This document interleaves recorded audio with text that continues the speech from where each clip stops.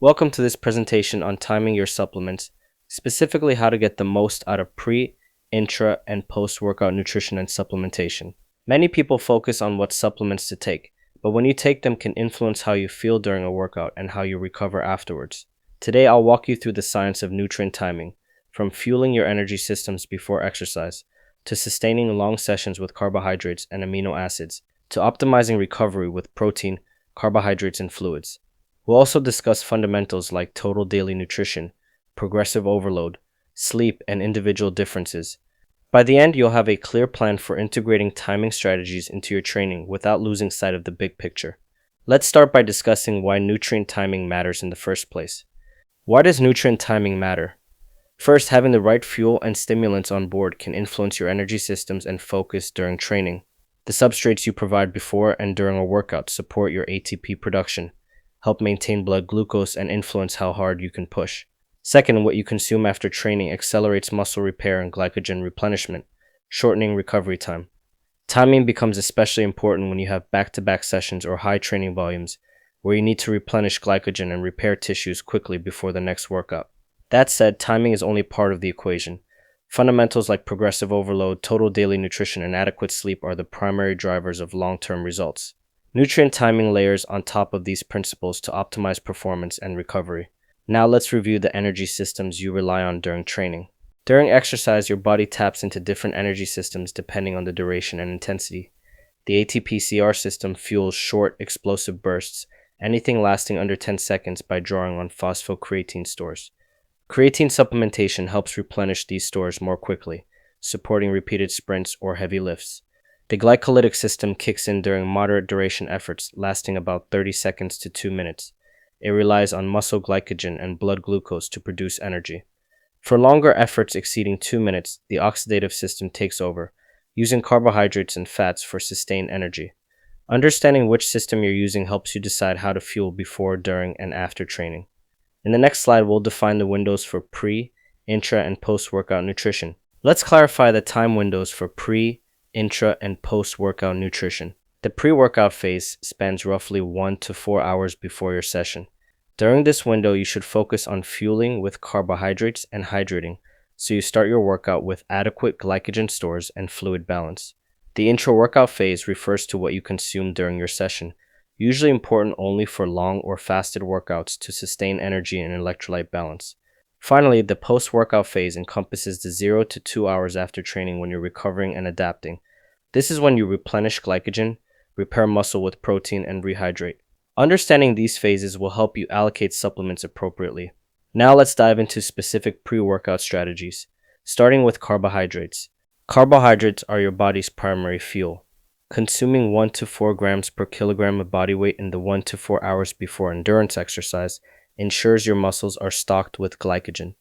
Interestingly, high versus low carbohydrate meals don't seem to improve short resistance training performance, but meta-analysis shows small performance gains for sessions lasting longer than 45 minutes or when training after an overnight fast.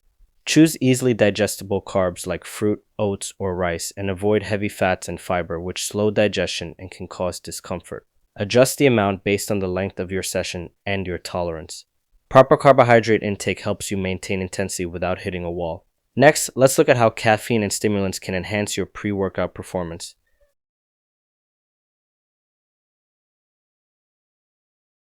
Caffeine is one of the most effective and accessible ergogenic aids. At doses of 3 to 6 milligrams per kilogram of body weight, taken 30 to 60 minutes before training, caffeine enhances movement velocity and power output by reducing perceived effort and increasing alertness.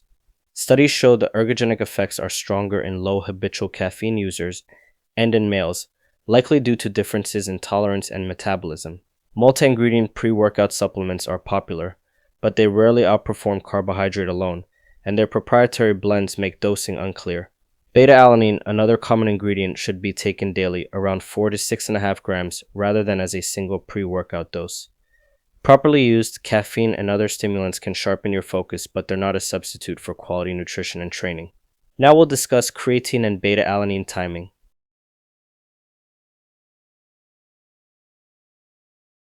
Creatine is unique because timing doesn't matter much. Taking 3 to 5 grams daily saturates your phosphocreatine stores, supporting short burst energy and improving strength and power. Whether you take it before or after training is less important than consistency. Beta-alanine, which increases muscle carnosine to buffer acidity, is also about daily intake. Split 4 to 6.5 grams into multiple doses throughout the day. High single doses can cause paresthesia, an uncomfortable tingling sensation. Daily loading is more effective than relying on a pre-workout dose. These supplements lay the foundation for energy and buffering capacity, but they require adherence. Let's turn to another often overlooked aspect of pre-workout: hydration and electrolytes.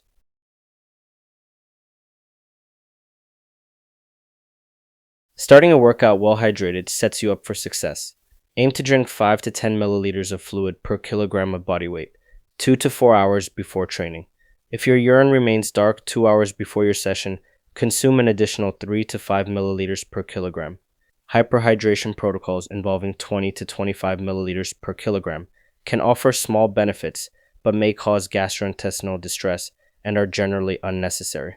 Including a source of sodium improves fluid retention, especially if you tend to sweat heavily. Begin each workout hydrated to maintain performance and safety. Next, we'll move into what to consume during your session, starting with carbohydrates for longer workouts.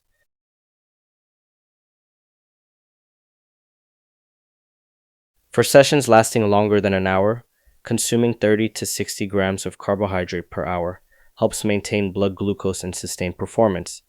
For events longer than 3 hours, increase to 60 to 90 grams per hour. Using multiple transportable carbohydrates, such as combining glucose and fructose, improves absorption and reduces gastrointestinal distress.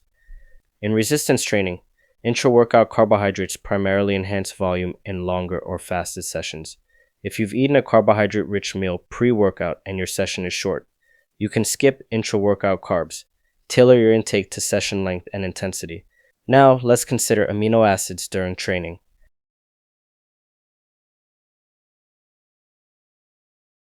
Branched-chain amino acid supplements are often marketed for use during workouts. Some evidence suggests that BCAA supplementation can lower creatine kinase levels and reduce muscle soreness, but there's no clear effect on lactate dehydrogenase or performance metrics. In long or fasted sessions, essential amino acids or BCAAs may help mitigate muscle breakdown. Typical doses are 6 to 10 grams of EAAs or 5 to 10 grams of BCAAs. However, total daily protein intake is far more important than sipping aminos during training. If your diet already includes adequate protein, intra-workout amino acids are optional. Let's explore hydration and electrolytes during training next.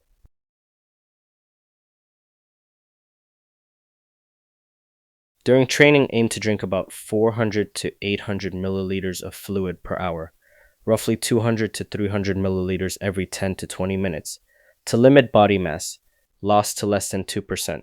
For longer or hotter sessions, a sports drink containing 6 to 8% carbohydrate and 20 to 50 millimoles per liter of sodium helps maintain hydration and energy. If you're sweating heavily or training in the heat, you may need additional electrolytes like potassium and magnesium. For shorter sessions in cool conditions, plain water is usually adequate.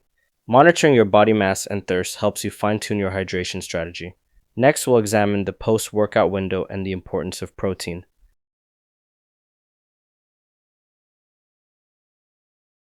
Post-workout, your priority is to stimulate muscle protein synthesis and replenish glycogen. Consuming 20 to 40 grams of high-quality protein with 10 to 12 grams of essential amino acids and 1 to 3 grams of leucine triggers the maximal MPS response. Whey digests quickly and generates a larger spike in MPS, while casein provides a slower, sustained release. Pair your protein with about 0.4 grams of carbohydrate per kilogram of body weight and around 0.8 grams per kilogram to accelerate glycogen replenishment. While the timing is often flexible, focusing on total daily intake of about 1.6 to 1.8 grams of protein per kilogram of body weight remains paramount.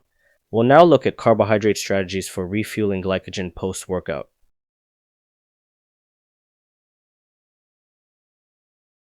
After glycogen depleting sessions, aim for 1 to 1.2 grams of carbohydrate per kilogram of body weight per hour for the first 4 hours to rapidly restore glycogen stores. Combining protein around 0.4 grams per kilogram with about 0.8 grams of carbohydrate per kilogram helps speed glycogen recovery and supports muscle repair. If you train multiple times per day, total daily carbohydrate intake of 8 to 10 grams per kilogram is needed to fully replenish glycogen. Immediate carbohydrate intake is less critical if your next session is more than 24 hours away, but you'll still benefit from meeting your total carbohydrate needs. Moving on, let's discuss how to manage supplements and rehydration after training.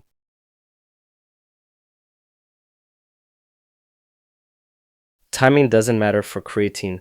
Continue taking 3 to 5 grams daily to maintain saturated stores, regardless of when you train. Beta-alanine should also be taken daily in multiple doses. It's not timing sensitive. BCAA or EAA supplements may reduce soreness but cannot replace whole protein sources. When evaluating multi-ingredient products, be critical. Evidence for additional ingredients is limited, and many blends use proprietary formulas that obscure dosages. Your post-workout focus should be on adequate protein, carbohydrates, and fluids. Supplements are supportive but not required. Speaking of fluids, let's discuss rehydration after training.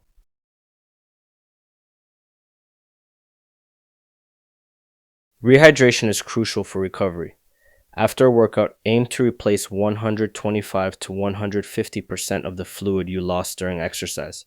A practical guideline is to drink about 1.5 liters for every kilogram of body mass lost. Include sodium, around 50 to 60 millimoles per liter, to help retain fluid and restore electrolytes. Recovery drinks that combine carbohydrates, protein, and electrolytes can be useful, especially after long or intense sessions. Monitor your urine color and body weight to gauge rehydration. Proper rehydration ensures your body is ready for your next workout. Next, let's look at how daily macronutrient intake influences results beyond timing.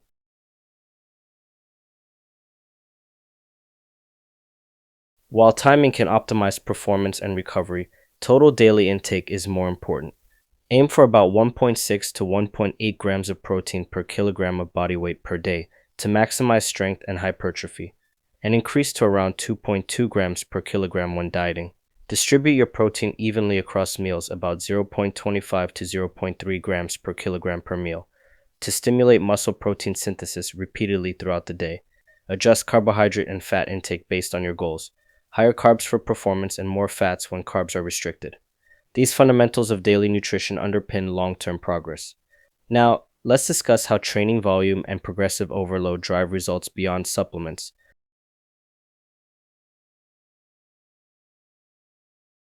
Increasing set volume is one of the most effective ways to stimulate hypertrophy and strength, but there are diminishing returns beyond a certain point. Gradually adding sets over time challenges your muscles and prompts adaptation, while periodic deloads allow you to recover.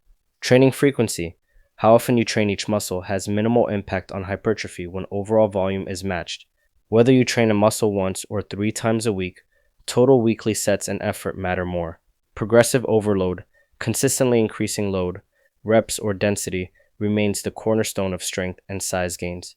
Timing your supplements won't matter if you aren't progressively challenging your body.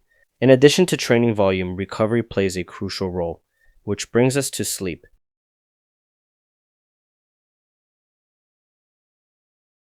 Sleep is the ultimate recovery tool. During deep sleep, your body releases growth hormone, testosterone, and insulin-like growth factor 1, which repair muscles and stimulate protein synthesis. Sleep deprivation can lower testosterone by roughly 24% and raise cortisol by around 21%, tipping the balance toward muscle breakdown. Lack of sleep also reduces glycogen restoration and increases inflammatory markers. Aim for 7 to 9 hours of quality sleep and practice good sleep hygiene. Consistent bedtimes, a dark, cool room, and limiting screens before bed. Adequate recovery ensures you can train hard consistently, making nutrient timing strategies more effective. Next, we'll discuss how individual differences and personalization influence supplement timing.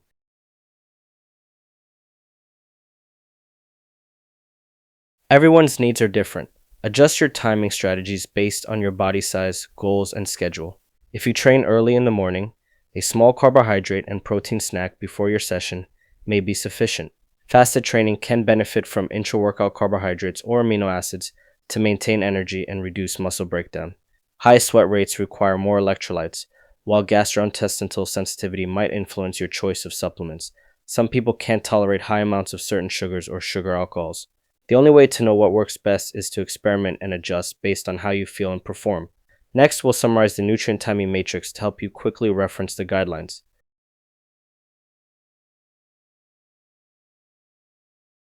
To make these guidelines easy to apply, we can think of them as a matrix. For pre-workout, use carbohydrates and caffeine for long or intense sessions.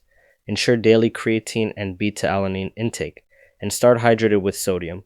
Intra-workout carbs and electrolytes are only necessary for sessions longer than an hour or when training fasted.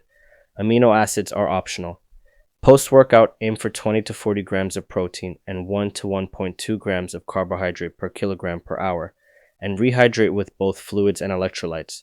Beyond these timing strategies, remember that total daily intake, training volume, sleep, and personalization dictate success. The matrix helps you visualize when to prioritize each element.